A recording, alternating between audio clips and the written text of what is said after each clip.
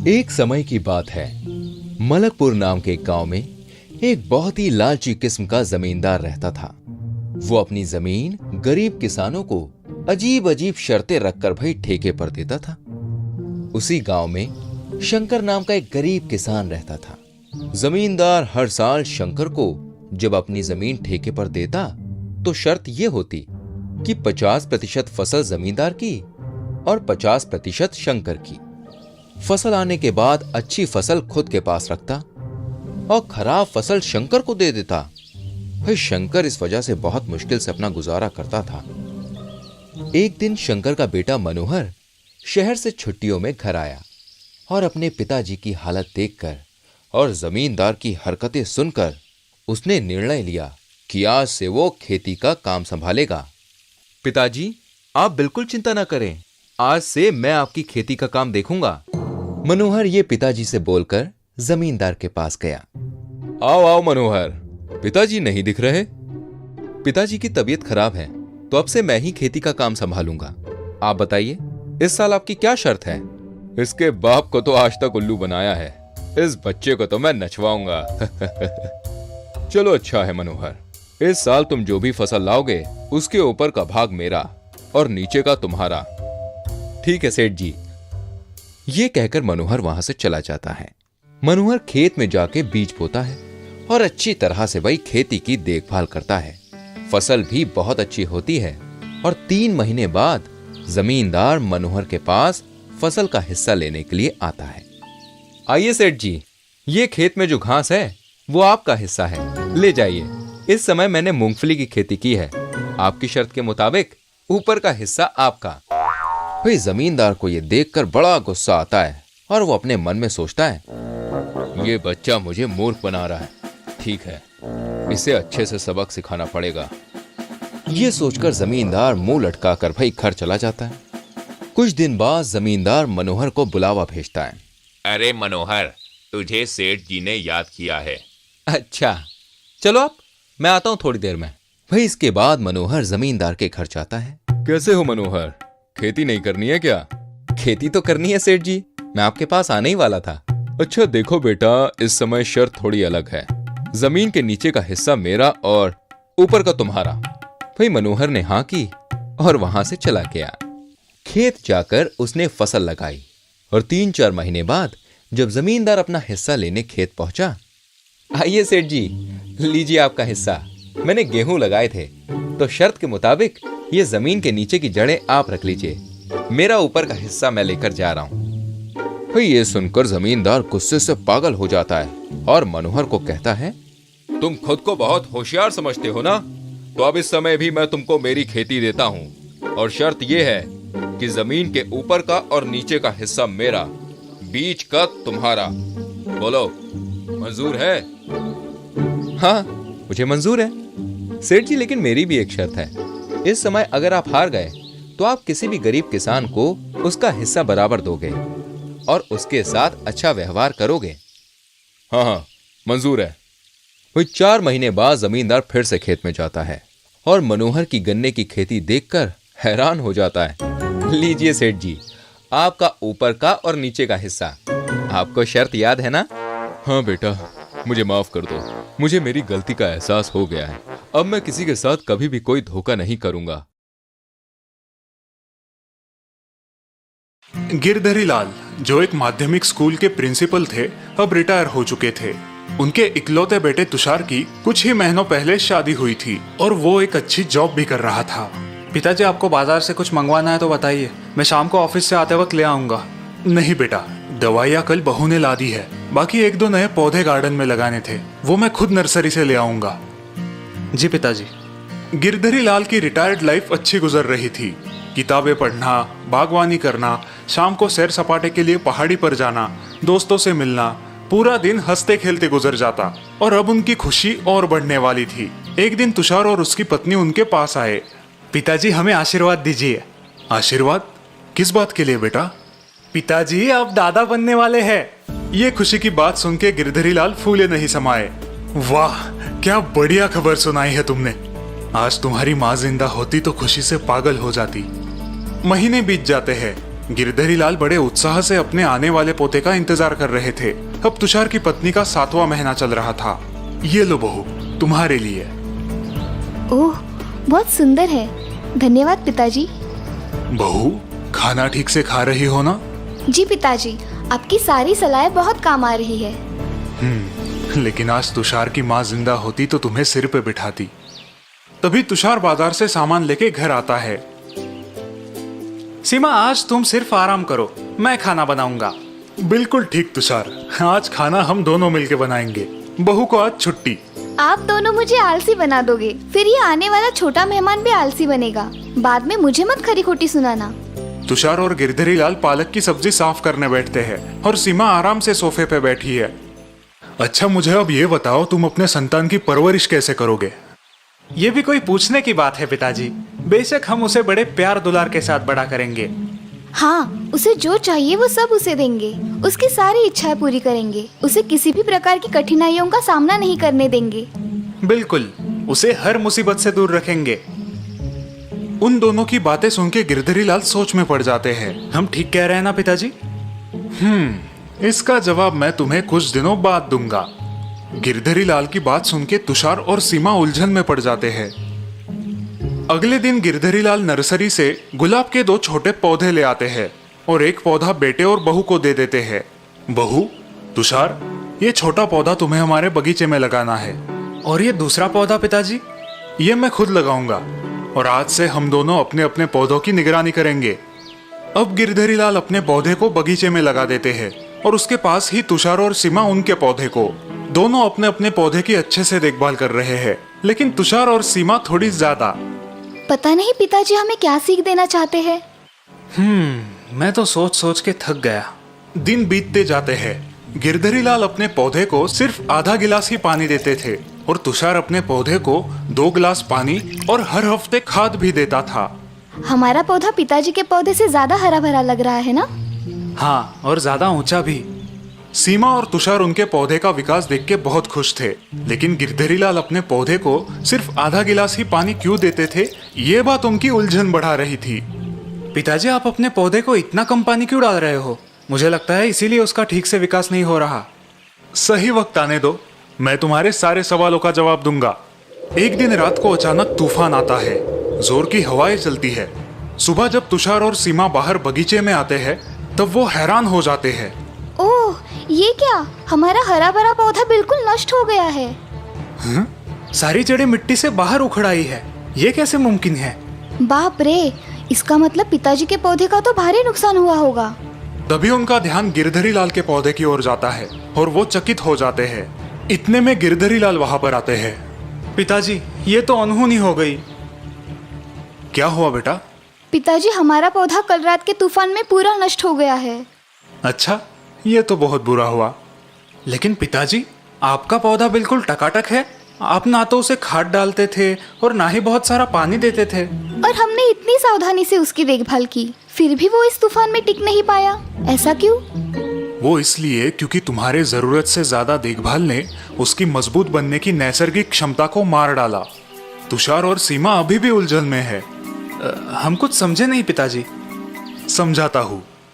जब मैं मेरे पौधे को सिर्फ जरूरत के अनुसार आधा गिलास पानी दे रहा था, तब पौधा अपनी बढ़ती हुई जरूरत पूरा करने के लिए खुद की जड़ों को जमीन के अंदर फैला रहा था और आसपास के मिट्टी से पानी प्राप्त कर रहा था।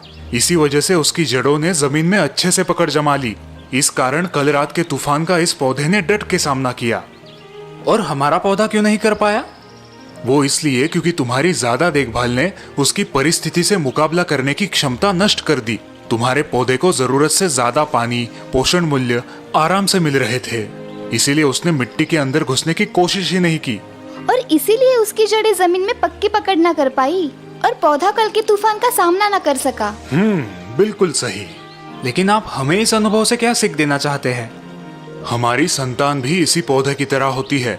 उनकी बढ़ती उम्र में अगर उन्हें जरूरत से ज्यादा लाड़ प्यार और देखभाल मिले तो उनकी कठिन परिस्थितियों से लड़ने की क्षमता विकसित नहीं होती और जिंदगी में उन्हें संकटों का सामना करना मुश्किल होता है। एकदम सही। आई बात समझ में। थैंक यू पिताजी, हम आपकी सलाह याद रखेंगे।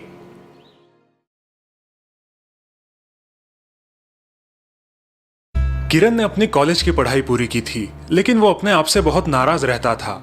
उसे ऐसा लगता था कि वो दुनिया का सबसे बदकिस्मत इंसान है। उसकी जिंदगी में कुछ भी सही नहीं हो रहा और उससे बस गलतियां ही गलतियां होती रहती है। एक दिन उर्मी ने देखा कि ऐसे ही बेचैनी में आकर किरण बहुत सारी नोटबुक पर कलम घसीटी करके उन्हें खराब कर रहा है। किरण ये लो और एक नोटबुक। किरण अचरज से उर्मी को देखता है। हाँ, इसे भी खराब करो, शायद तुम्हें तसल्ली मिले। उर्मी की बात सुन के किरण चिढ़ जाता है। ये क्या है दीदी, मैं यहाँ टेंशन में हूँ और आप मजाक कर रही है। उर्मी किरण के पास जाती है और उसे प्यार से समझाने की कोशिश करती है। किरण, अपनी गलतियों से सीखो और आगे बढ़ो। हाँ दीदी, मैं कोशिश तो करता हूँ, लेकिन बार बार मुझे मेरी पुरानी गलतियाँ याद आती है और फिर मेरा मन उठ जाता है। इट्स ओके, कल अच्छे से इंटरव्यू देना, पिछली गलतियां मत दोहराना। देखना, ये जॉब तुम्हें ही मिलेगी। चलो अब सो जाओ, गुड नाइट। किरण ने अपनी जिंदगी में बहुत गलतियां की थी, जैसे गलत दोस्त चुनना, गलत लोगों के बहकावे में आकर खुद का नुकसान कर लेना, गलत करियर चुनना। दूसरे दिन किरण अपनी स्वर्गवासी माता पिता की तस्वीर को प्रणाम करके नए जॉब इंटरव्यू के लिए निकलता है। तभी उर्मी दही शक्कर लेके वहां आती है। किरण, लो दही शक्कर। थैंक यू दीदी। All the best, good news लेके घर आना। पता नहीं ये बैड लक मेरा कब साथ छोड़ेगा। लाइफ में सब गलत हो रहा है। काश मैंने पिताजी की बात मान ली होती और कॉमर्स के बजाय इंजीनियरिंग लिया होता, आज मेरा करियर बन जाता। किरण को सोच में खोया देख उर्मी उसके कंधे पे थपथपाती है। क्या हुआ, कहाँ खो गए? दीदी, उस जेलसी राजू की बात मानकर मैंने कॉमर्स लिया और खुद का कितना बड़ा नुकसान कर लिया ना। किरण, गलतियां सबसे होती है, लेकिन उन्हें याद करके तुम आगे की लाइफ खराब मत करो। Focus on your future now. गलतियों से सीखो और आगे बढ़ो, यही सिखाया है ना पापा ने हमें। रात के 8 बजे है, लेकिन किरण अभी तक घर नहीं लौटा, इसलिए उर्मी थोड़ी चिंतित हो गई है। अब तक तो किरण को आ जाना चाहिए था। मोबाइल भी स्विच ऑफ आ रहा है, पता नहीं इंटरव्यू कैसे हुआ होगा। तभी किरण घर आता है। बड़ी देर कर दी तुमने, चलो हाथ मुंह धो लो, खाना खाते हैं। दीदी,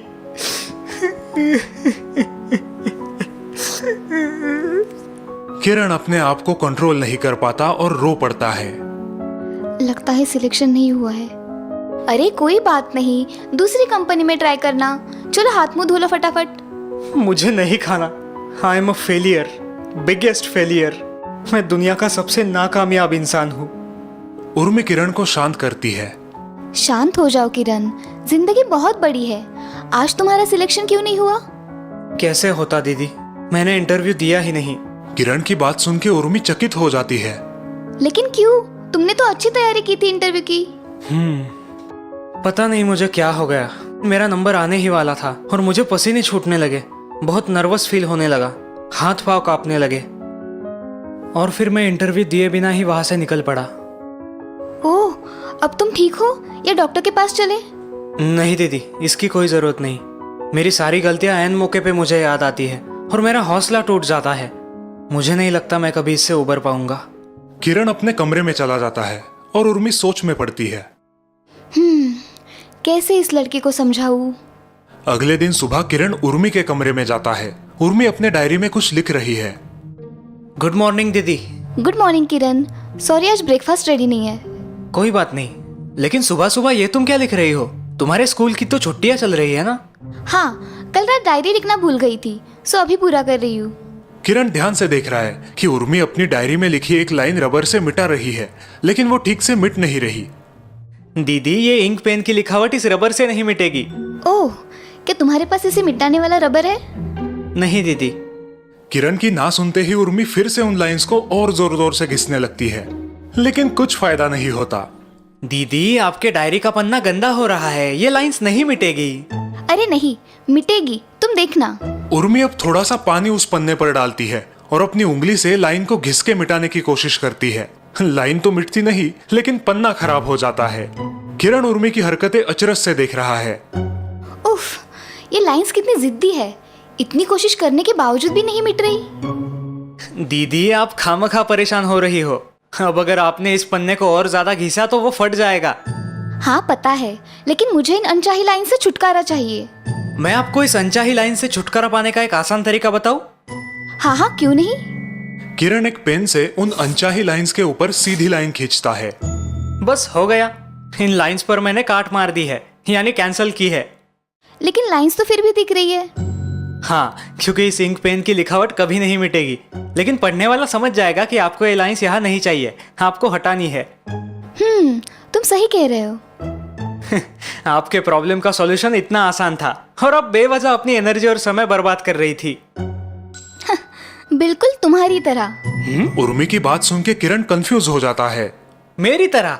मैं तो कभी भी पेन की लिखावट मिटाने की कोशिश नहीं करता, बस ऐसे ही काट मार के आगे बढ़ता हूँ। हाँ, फिर अपनी पुरानी गलतियों को ऐसे ही काट मार के नई शुरुआत क्यों नहीं करते?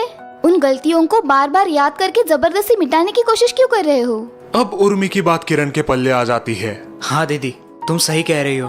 मैं तुम्हें नसीहत दे रहा था, लेकिन मैं खुद भी वही गलती कर रहा था। I am sorry. Very good. चलो अब नाश्ता करके वेस्ट हो गई एनर्जी वापस लाते हैं और अपनी जिंदगी नए सिरे से शुरू करते हैं।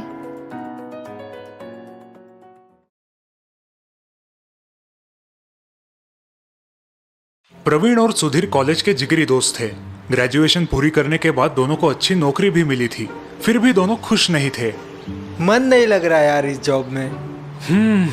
मेरा भी वही हाल है। रोज 3-4 घंटे एक्स्ट्रा काम करता हूँ, लेकिन मेरे बॉस को मेरी कदर ही नहीं है। मेरे यहाँ सब एक दूसरे की टांग खींचने में इंटरेस्टेड है। काम से ज्यादा पॉलिटिक्स में लोग टाइम वेस्ट करते हैं। इस तरह प्रवीण और सुधीर अपने अपने काम से नाराज थे। दोनों होशियार थे और जिंदगी में बहुत आगे बढ़ने की क्षमता रखते थे। कहाँ खोए हो सुधीर? ठीक से खाना खाओ। और कितने दिन ऐसे ही मुंह लटका कर रहोगे? तुम खुद का बिजनेस क्यों नहीं शुरू करते?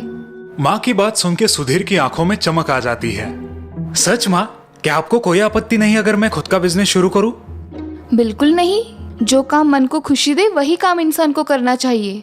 माँ की बात सुन के सुधीर बहुत प्रोत्साहित होता है, लेकिन थोड़ा उलझन में पड़ जाता है। लेकिन बिजनेस शुरू करने के लिए पैसे कहाँ से लाऊं? अगले ही दिन सुधीर और प्रवीण फिर हमेशा की तरह चाय की टपरी पे मिलते हैं। सुधीर प्रवीण को बिजनेस शुरू करने की कल्पना बताता है। ये सच में बहुत अच्छा सुझाव है। अगर हम मन लगाकर काम करेंगे तो बहुत अच्छा ग्रो करेंगे। हाँ यार, लेकिन बिजनेस शुरू करने के लिए पैसे भी तो चाहिए। एक काम करते हैं, दोनों 50-50 पार्टनरशिप में बिजनेस शुरू करते हैं। मैं 50% पैसों का इंतजाम करता हूँ। प्रवीण की बात सुन के सुधीर खुश हो जाता है। काफी सोच विचार के बाद दोनों छोटे बच्चों के कपड़ों की दुकान शुरू करते हैं। ऑल द बेस्ट तुम दोनों को। अच्छा मन लगाकर काम करना और खूब आगे बढ़ना। थैंक यू चाची। थैंक यू माँ। ऐसे ही 2 महीने गुजरते हैं। दुकान अच्छी चल रही है। जब प्रवीण मार्केट जाता है तब सुधीर काउंटर संभालता है, और जब सुधीर मार्केट जाता है तो प्रवीण कैश काउंटर की जिम्मेदारी निभाता है। शाम को दुकान बंद होने के बाद दोनों एक दूसरे को उस दिन का हिसाब देते हैं। ये अब उनका रोज का रूटीन हो गया था। प्रवीण, आज 4000 रुपए का बिजनेस हुआ है और 1000 रुपए इलेक्ट्रिसिटी बिल के लिए मैंने बाजू में रख दिए हैं। Okay, no problem. मैंने आज टोटल 20,000 के नए कपड़ों का ऑर्डर दिया है। कैश पे कुछ एक्स्ट्रा डिस्काउंट था तो मैंने पेमेंट कैश से कर दिया। ओके ठीक है, बिल फाइल में लगा देना। प्रवीण बिल ढूंढने लगता है। क्या हुआ प्रवीण? बिल नहीं मिल रहा, शायद ट्रैवलिंग में कहीं खो गया है। ओह, इट्स ओके, कोई बात नहीं। चलो चलते हैं। दोनों शॉप बंद करके अपने अपने घर निकलते हैं। सुधीर अपने बिस्तर पे करवटें बदल रहा है। रात के 2 बज चुके हैं, लेकिन उसे नींद नहीं आ रही। क्या सचमुच प्रवीण ने कपड़ों के खरीदी की रिसीट खो दी है, या वो झूठ बोल रहा है? लेकिन वो तो बहुत केयरफुल और जिम्मेदार है। उसके हाथों से रिसीट खोना नामुमकिन है। सुधीर उठ जाता है और अपने तकिए के नीचे से 2000 रुपए निकालता है। क्या प्रवीण ने भी कुछ पैसे साइड में निकाले होंगे, जैसे मैंने ये पैसे चुपचाप निकाले हैं? तभी मिरर में सुधीर का अल्टर ईगो आ जाता है। बिल्कुल निकाले होंगे। तुम गलत काम कर सकते हो तो वो क्यों नहीं? नहीं, प्रवीण ऐसा नहीं कर सकता। बहुत ईमानदार है वो। ईमानदार तो तुम भी थे, फिर आज क्या हुआ? अब सुधीर के मन में द्वंद्व शुरू होता है। उसका मन उसे ही खाए जा रहा है। फाइनली थक के सुधीर सो जाता है। अगले दिन सुबह सुधीर ब्रेकफास्ट के लिए डाइनिंग टेबल पर आता है। उसकी आंखें और चेहरा फूला हुआ है। तभी उसकी माँ वहां आती है। बेटा क्या हुआ? कल रात ठीक से सोए नहीं क्या? चेहरे पे तनाव है तुम्हारे। सब ठीक है ना? नहीं माँ, मैंने बहुत बड़ी गलती की है। मैंने प्रवीण के साथ चीटिंग की है, उसका विश्वासघात किया है। ये क्या कह रहे हो सुधीर? हाँ माँ, मैंने कल हमेशा की तरह प्रवीण को दुकान का पूरा हिसाब नहीं दिया। सुधीर की बात सुन के उसकी माँ चौंक जाती है। लेकिन क्यों बेटा? क्योंकि मुझे ऐसा लग रहा था कि मैं उससे ज्यादा मेहनत कर रहा हूँ, इसीलिए मैंने दुकान के गल्ले से 2000 रुपए चुपचाप निकाल लिए। ओह, लेकिन तब तो तुम्हें अच्छी नींद आनी चाहिए थी। हाँ, लेकिन पूरी रात मैं यही सोचता रहा कि क्या प्रवीण ने भी कभी मेरे साथ चीटिंग की होगी, आधा ही हिसाब दिया होगा, ये सोच के कि वो मुझसे ज्यादा मेहनत कर रहा है। और ये बात तुम्हारे दिमाग में पूरी रात घूमती रही और तुम सो नहीं पाए। ठीक कहा ना मैंने? माँ की बात सुन के सुधीर को बहुत बुरा लगता है। उसका सिर शर्मिंदगी से झुक जाता है। सुधीर, हमेशा याद रखना, जब तक किसी भी चीज में, फिर चाहे वो दोस्ती हो, प्यार हो या तुम्हारा काम हो, तुम अपना 100% समर्पण नहीं दोगे, किसी के साथ धोखा करोगे, तो तुम्हारा दिमाग शक का दिमाग खा जाएगा। तुम्हें भी यही लगता रहेगा कि तुम्हारे दोस्त तुम्हारे साथ 100% डेडिकेटेड या ईमानदार नहीं है, और आखिर में नुकसान तुम्हारा ही होगा। हाँ माँ, मुझे मेरी गलती का एहसास हुआ है। आपकी बात मैं हमेशा याद रखूंगा। I am sorry. मैं अभी जाके प्रवीण की माफी मांगता हूँ।